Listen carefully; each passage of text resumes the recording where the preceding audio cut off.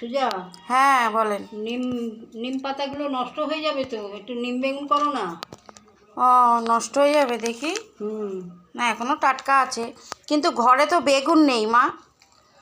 তাহলে কি করবে? ঠিক আছে, নিম পাতাগুলো যেন কোনো গতি হয় করছি। একটু আলু দিয়ে নিম পাতা দিয়ে মাখবো, আলু সিদ্ধ দিয়ে। খেতে খুব ভালোও লাগে আর মুখে স্বাদও হবে। আচ্ছা খেয়ে দেখবেন কেমন হয়। আচ্ছা।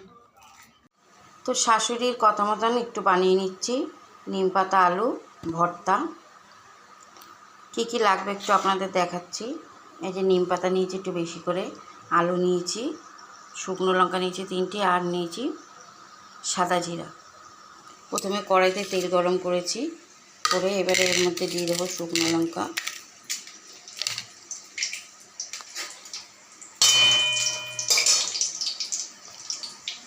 আর দিয়ে দেবো গোটা জিরা, দিয়ে এবার এগুলো একটু লাল লাল করে ভাজবো।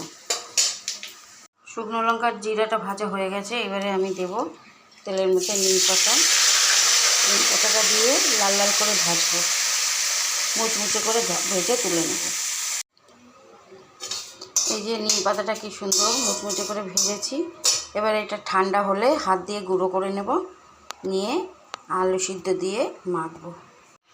এই যে হাত দিয়ে এখন গুঁড়ো করে নিচ্ছি।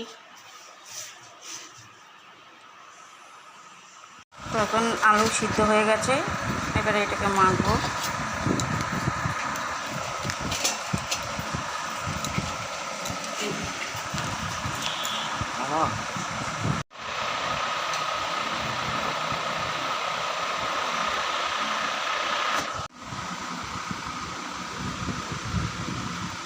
মা, এই যে আপনার প্রিয় জিনিস দিয়েছি, খেয়ে জানাবেন কেমন হয়েছে, ঠিক আছে? তুমিও জানিও কেমন হয়েছে। খুব ভালো হয়েছে। খুব ভালো হয়েছে। তুমি রিভিউ দাও কেমন হয়েছে খেতে।